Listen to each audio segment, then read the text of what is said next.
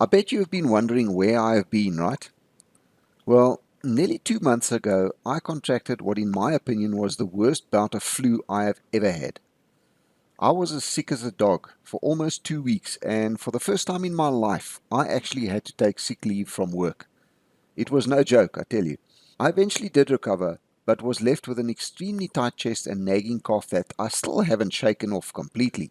This cough was more irritating than anything else, but about a week ago now, it suddenly loosened its stranglehold on me, and it still hassles me a bit. But I am now in a position where I can make a recording without having to edit the hell out of it to get rid of all my coughing fits. Okay, so let's get to the subject of this recording. Over the last months, actually nearly 2 years now, people have been sending me emails, questions in the comment section on my channel, as well as private messages from those who know me personally. All these people have been asking basically one question, namely, what is happening or has happened to Zuidland and Dalbarton, the farm purchased not long after the idea was born in 2018. To date, there must be around 70 people living on the farm, with a long waiting list of people wanting to buy a stand and get started on a homestead where they can live in relative safety and become self-sufficient as self-sufficient as possible. Unfortunately, for the last 18 months or so, I have not had an answer for these people except to explain that there was a dispute between the two founding members, namely Rodney Bartman and Brian Dalton, which was being dealt with by the courts. And until this matter had been finalized, there was basically no progress happening with the farm or the community living there.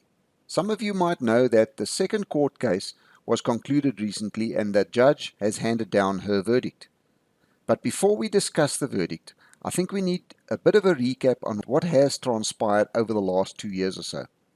As I remember it, I did a few recordings on an alternative financial system to the current fiat system. This system was the Payapp system and was the brainchild of Brian Dalton. For the record, I think that the Payapp system was and still is a very good idea. Unfortunately, as I discussed in no less than 2 recordings in the past, its implementation was the worst it could possibly be. What I mean by this is that the Payapp system was run as what is known as a centralized system. It started off being run by both Rodney Bartman and Brian Dalton. Nobody else had any access to the system whatsoever. Back then, I thought this was a bad idea and warned people about it back then too. If that wasn't bad enough, at one point Rodney Bartman resigned as a director of the Payapp system because he became unhappy with the way it was being run and didn't want any part of it, as it had been promised by Mr. Dalton to be made a community system run by the community, which never happened.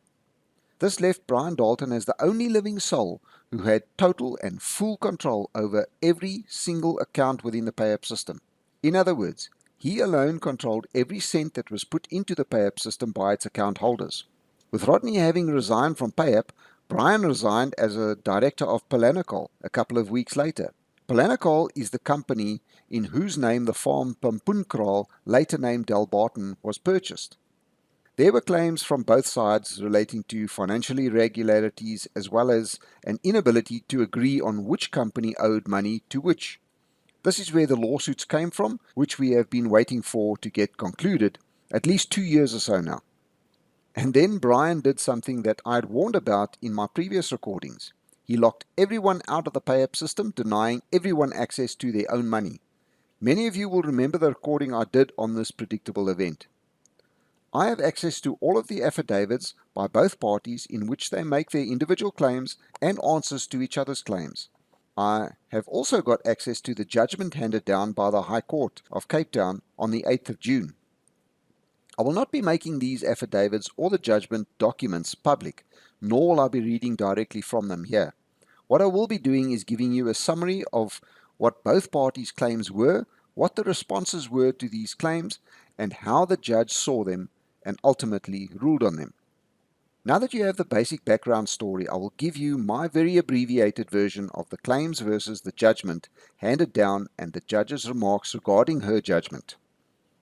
It is worth noting that in this case, Payapp/Brian Dalton was the complainant and Payapp/Rodney Bartman was the respondent. In a nutshell, Brian sued Rodney. Those of you who have been following this saga will know that Brian Dalton originally filed to have Payapp Therefore, the farm Dalbarton liquidated. A preliminary liquidation order was granted on the 23rd of September 2021. In this recent case, Brian Dalton / Payapp applied to the High Court to have the preliminary liquidation made a final order of the court. Mr. Dalton had claimed that Payapp owed Payapp a large sum of money, claiming that Payapp loaned the money to Payapp to make the final payment on the farm. Forensic audits that Rodney Bartman had done on the financial affairs of Payapp in the interim revealed that no record of such a loan or payment ever existed and was subsequently rejected by the judge. Brown also dealt what he probably thought was an ace up his sleeve when he claimed that the Payapp model was in fact illegal and contravened the Share Block Act of 1980, and it was therefore illegal for Payapp to issue shares and or share certificates to buyers of plots on the farm. Unfortunately, or fortunately, depending on which camp you support, the judge noted that Brian Dalton was still a director of Payapp when shares had been issued. In fact, it was discovered that he himself had issued shares to and accepted money from a number of people while he was a director of Payapp and therefore had to have known that it was illegal. Brian denied this, saying that he did not recall that ever happening and that his signature on the relevant documents appeared to be either tampered with or forged. It is worth noting that apparently the signatures made by Brian Dalton on this affidavit was slightly different to any previous signatures he had made. I will leave it to you to make your own assumptions as to why this was the case. I have my own theory on this that I won't share with you right now. I might just get another threatening and intimidating email from Mr. Dalton. I really don't need to be dealing with nonsense like that at this stage of my life. Anyway, in a nutshell, Brian Dalton's entire case was dismissed by the judge and he was ordered to pay the costs of all parties. In her judgment, if you read between the lines, the judge also expressed her doubts as to Brian Dalton's honesty and integrity, with some of his claims being proven to be either false or misleading. This is my interpretation of her judgment anyway. So what now? I guess Mr. Dalton could approach the courts once again for leave to appeal the judgment, but with his argument already proven to be either false or misleading, it would be a case of throwing more good money after bad, in my opinion. But who knows? He might think he has another one of those aces up his sleeve.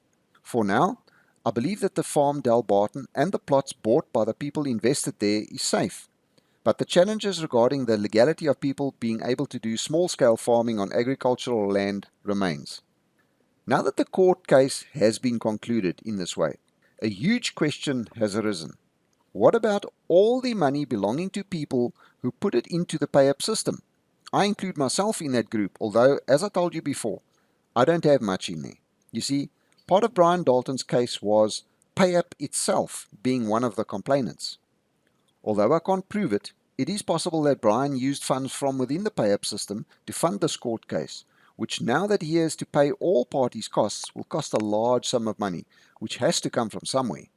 There is one question that every account holder in Payapp system should be asking right now, and that is, where is my money? There is now absolutely no reason for Brian to block access to the system for its account holders. My advice to anyone who has any money in the Payapp system is this: as soon as access to it has been restored, withdraw every cent immediately. As I've said many times before, the Payapp system is run as a 100% centralized system, which is the worst possible way to run such a system. I can only hope that your money is still there. I guess only time will tell. In my opinion, I see another possible court case coming soon. This time, Mr. Dalton / Payapp will be the respondents. If you enjoyed this recording, or if you feel you got some value from it, please give me a like and share it wherever you can, especially with others who might be interested in buying a plot on the farm and setting up a homestead there. If you have not subscribed yet, go ahead and click on the subscribe button right now. You have nothing to lose. If you would like to help the channel out, check the description for links you can use. To those that do help me out, I say a huge thank you. Until next time, be safe out there.